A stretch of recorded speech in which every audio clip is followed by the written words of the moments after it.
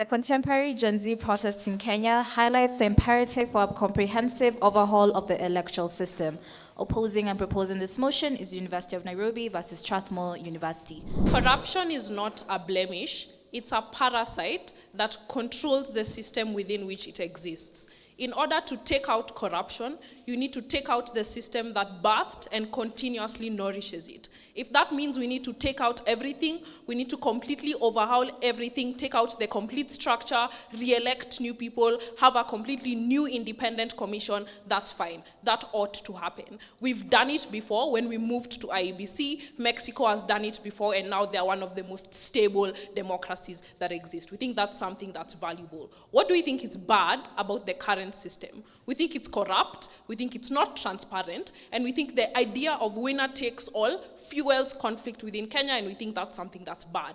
Why is this the tipping point? First, the harm that's likely to result from the continuous existence of the President Ruto and his regime is going to be irreversible. We have children that are missing that he shows no empathy for. We have communities that have died, mass murder that has existed. We have the plausible belief that elections that are going to happen like in 2027 are likely to be cooked. This looks like we have seen like IDs moving around. We have seen the fact that there's already doubt about the systems that are going to be used. We've already seen like conversations around giving up our airport, conversations around giving up KICC. If any of these things happen, they're irreversible. The second thing is that Kenyans have learned to settle. So we learned to accept that the only decisions we'll be making are between bad and worse. We have accepted that these are the decisions we'll have to make and that this is the reality within which we exist. The third thing is the most historically apathetic group of people are on the streets today. The previous elections, the largest group that didn't vote was the Gen Z generation. But these are the same people that are flooding the streets today. Do you know how much you have to upset people that didn't care about elections for them to go flood the streets? The last thing is the implication of this widespread protest, because what it means is that individuals have access to more information. So you know what the government is doing, you know how much money the deputy president is spending on renovating his house. So this further fuels how horrible you feel about the existence of this government and makes you more disgruntled. The implications of this will be expanded on by Becky. What do we think an overhaul looks like? Whatever they require us to defend, that's fine. If it's taking out everything, that's probably something we are willing to defend. But there's a couple of things that are extremely important. First, we think we want to take out those that exist within the structure. If it means we have to wipe out IEBC and have a different electoral commission, that's fine. If it means we have to change the selection of the IEBC chair, which currently is done by the president, which is a bit ridiculous if we are talking about transparency and accountability, we are willing to do that. The second thing is, if it means we need to increase the individuals we vote into office, increase the positions that the citizenry votes in, that's fine, because that means more accountability, it means more transparency, it means people have a direct hand in the people that are ruling. That's something we are willing to defend. The third thing is, we ought to have an oversight and caps on campaigning and financing. This happens in places like Mexico. In order to have independent candidates and minority parties have a stake in the election, you have to cut the amount of money that you're going to have the majority parties spend, because now these smaller groups have an opportunity to campaign in an equal foot. If that means that's something we need to do, that's fine. We are tired of having political legacies anyway. The fourth thing here is introducing different mechanisms. We think places like Estonia use blockchain technology in their voting. If that means it's going to create secure systems and people feel like my ballot is going to count, we think that's something we are willing to do. If it means we need to have consensus electoral systems, that's something we are willing to do. This means the majority within parliament don't get to determine everything. It means we focus more on a supermajority, or when it comes to very critical decisions to the state, we are looking to have a consensus. That's fine. I know the biggest pushback we'll get from them is that all this is expensive. That's okay, because it caters for the number of money that you're likely to lose within the system. The money you lose through corruption, the money you lose when you have the election, the money you lose when people are taking petitions to court, all that money is recovered when you have a system people believe in and people can vote for people that they care about. The system is corrupt. You won't fix it until you take it out. Proud to propose. Two intuition prompts. When people chant, Ruto must go, it's not about nothing to do with the presidency. It's nothing to do with voting. It's nothing to do with the system. It's just about him and his administration. Second intuition prompt. When Kibaki was in power, he had one of the most successful regimes that we can ever have historically in Kenya. Economically, we became resilient to economic shocks and that current thing. The unique thing here is it is within this current same economic system in and of itself. Devolution was present, the same structures were present. It's unclear how now all of a sudden we need to overhaul this same system. Characterization of what Gen Zs are, who are the primary motivators of this protest in and of itself. These people are smart, these people are educated. They're able to notice patterns, which is why they reached that tipping point and decided to come out on the streets. They already know that even if you overhaul this system, these people are still probably the ones who are gonna stay in power, right? It's the same idea with when J. Cole says, fool me once, shame on you. Fool me 2 times, I can't put the blame on you. Gen Zs are not the kind of people that would want this action in and of itself. They do not want to repeat this pattern and that kind of chart. We think then that the system is good, the execution is just poor. The problem here is the nature of people that make this decision in and of itself. Adika talks to you about overhaul of the system. We think that this probably means that nothing is working and you want to wipe the clean slate or the slate clean and that kind of thing. We want, to establish a new system and that type of thing. They already said that what we want to develop, and we will gladly take all of that, of what they, pose it happens. But that is not what the Gen Z wanted. Look at why that is. We look at the involvement of what results as a result of this.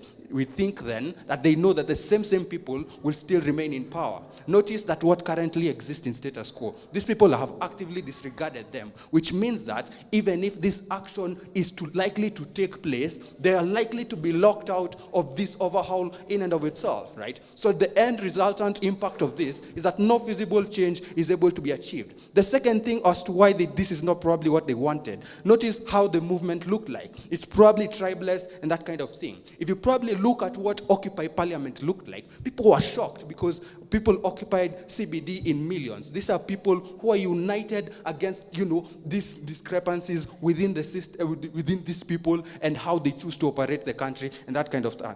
That is the reason why they are tired with this kind of people in and of itself. The other thing that further proves why people don't want an overhaul of the system. The chart around social media was, you are encouraged to turn up to vote in 2027, right? If the electoral system was such a big deal, was such a huge problem, then people wouldn't be having such conversations. They would tell you that I wouldn't want Ruto as my president. They wouldn't want the presidency to be removed in and of itself. The idea here is that the idea was being pushed was more civic consciousness, proactiveness in politics, and that kind of thing, which is why they had people calling your MPs, Msalimie and that kind of thing. The problem was not within the system, it's how they choose to govern people in and of itself, right? The tipping point then becomes that people were tired of what was happening under their nose. Notice when Ruto was elected, right? The people were probably saying that election issues were, what gave him that power in and of itself. We think that patronage is something that we've continued to see. This further exacerbates the idea that these people and their character is what people are displeased with the actions that they've continuously taken. They've lost millions of money. People now want to be constitutional aware, and that kind of chart. That is why people are backing the legitimacy of these people to be removed in power in and of itself. At the end of the day, notice what they do. If you overhaul the system, you don't change these people that are practically within the system. If they cannot prove that, then the Gen Z didn't die for that in and of itself. Here. Chair, it is with the realization that we can have a better tomorrow that the Gen Z went to the street. It is the realization that Mexico was able to have a new prime minister who's constitutionally a representation of the futures they want. People like Manuel Andreas, for example, are what the Gen Z of Kenya are crying for, and not the President Ruto that we have. A couple of things then, just in terms of engagement. I think the first thing is that I don't think it's fair to say that the problems of the Gen Z stopped at Ruto must go. It started with the finance bill, then it translated to the Ruto must go. This means with the inability to intervene, what we want at government side is intervention before people take matters into their own hands. We think that this intervention then means the Gen Z feel that they are being heard, one, which means then you deter them from taking up more radical approaches to getting the change that they want, but most importantly, it means that we actually restructure the system in the right way from from way up. Secondly, we've done this before, we can do it again. It's not a matter of impossibility, but we do think that this is something that can essentially work. I think that there's an idea here is that the Gen Z are consistently disregarded. They're disgruntled. They feel that the system that ought to hear and represent them doesn't do it.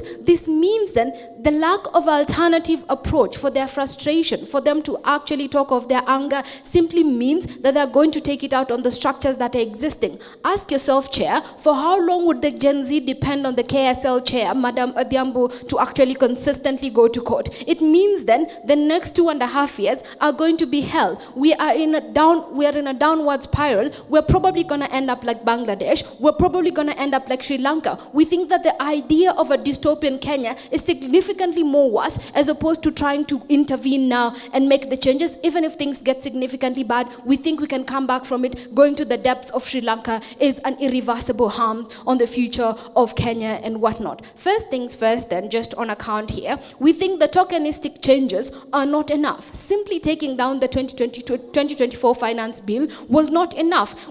Our airports are being sold. The future of aviation in Kenya is potentially going to be stalled for the next 30 years. This means then your pilots, this means then the people that work at the Aviation Association of Kenya are consistently going to be changed to external bodies. This means then the government on opposition side is not stopping at the mistakes that they have made. They are consistently making more and more mistakes. This means then that intervention is necessary for us to, one, ensure that they do not make more mistakes, but two, we find a way to deal with the mistakes that they are making. If they lease off KICC, for example, for the next 30 years, it means if we wait until 2027 and you get a new government, the contract will not be nullified simply because you have a new president. That contract is binding. This means then the moral authority they have now is harming Kenyans to a very irreversible degree. We think just to that account alone, it needs to actually be considered. We think then Kenya is losing a superpower race within the region. Ethiopia is taking over by actually having ties with Somaliland. So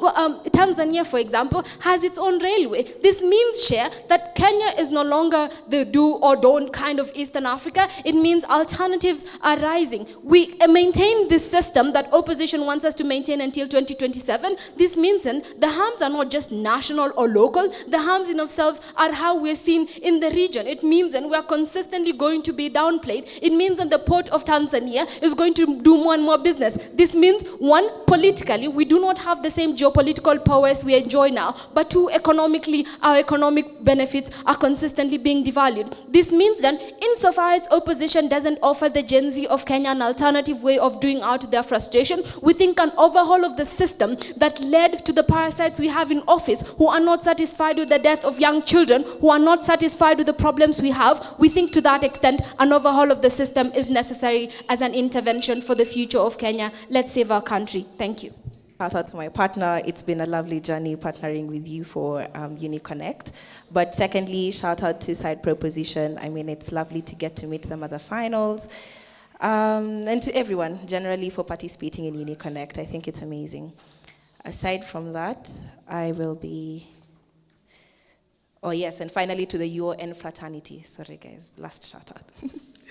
If Gen Z protest highlighted the fact that they needed a system overhaul, they would have started long before, because the system has been consistent regardless. We think equally the protest would still be continuing if the problem is the system. The system has not changed. Protests are no longer happening. We don't think that's a problem within this debate. What then did they want? They wanted the finance bill to no longer exist. What is the ethos behind the finance bill? These people who are chosen by elections not listening to their needs and not prioritizing public participation when it comes to actively making decisions. This is what the system wants. A, public participation. B, the involvement of people's needs within societal structures. That is what the system wants. What is gotten then in status quo from the current government? A, Ruto neglecting the needs of these particular citizens as a whole, which means it's not a system issue, it's a Ruto issue. When they were fighting, they didn't say oh, the government must go. What they said was, Ruto must go. Why? Ruto lied to them consistently from their campaigning period and their consistency, which means it's not a system issue that they were claiming Ruto must go. It's a Ruto issue for him not actively giving the people what it is they wanted. These guys cannot win the debate. Why? They tell you that, oh, we want a system overhaul because that's the only way change can exist. This is why that's not most likely not going to happen.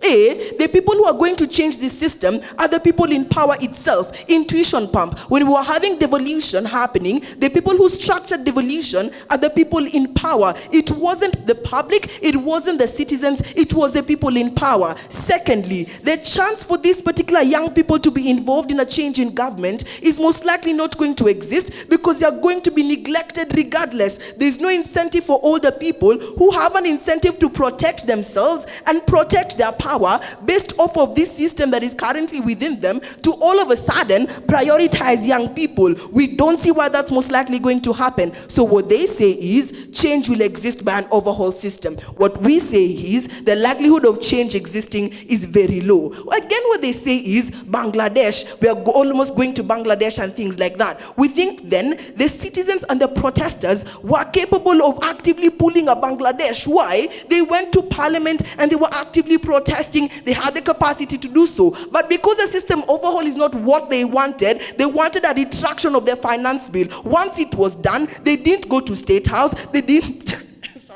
didn't march to remove the president. They didn't march to remove the vice president or things like that. We don't think we are moving towards the Bangladesh situation because ours is different. But secondly, we think the whole idea is that there's an alternative model then that we need to have. Policy recommendations to solutions that are happening now from our side. Civic education. What you get from my partner is majority of the reason why Gen Z protests work is because of no tribalism. Tribalism is not fathered by systemic issues. It's fathered by people's nature and people's belief systems. We need to separate the system from the people. We think the system is good on paper. The problem is the execution. Who then executes? The people. If the people ethos are bad, then they are not going to actively pull for the benefit of the people. Our recommendation then is have civic education where people know who it is that is leading them and what mechanisms exist. Secondly, having a normalization of young people buying into politics. We think there's a political apathy among young people.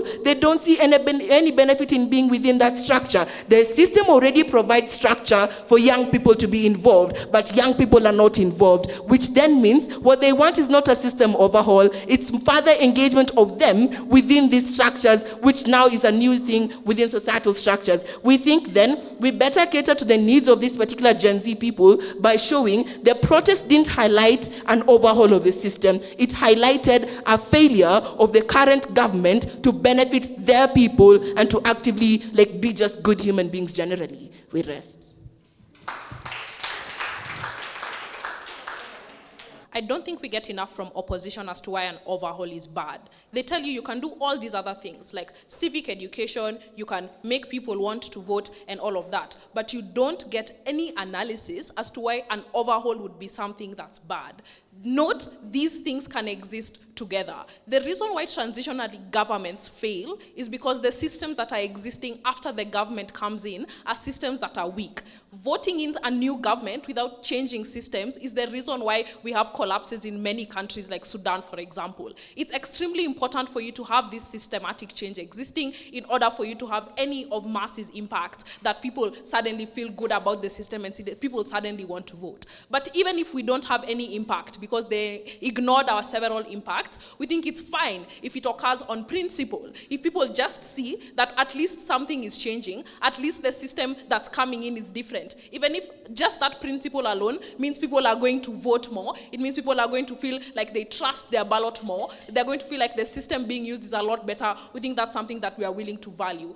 The protest started as the finance bill issue, true, but they escalated to Ruto. They escalated to changing the cabinet. They can probably escalate to Bangladesh. They can probably escalate to all other different situations. We think that's a concession that they have to accept, that dystopia is not valuable. If it means we need to create this principle change alone, that's something we are willing to do. If it means more people go to the ballot, more people make choices, and more people have faith in government. Never been prouder to propose.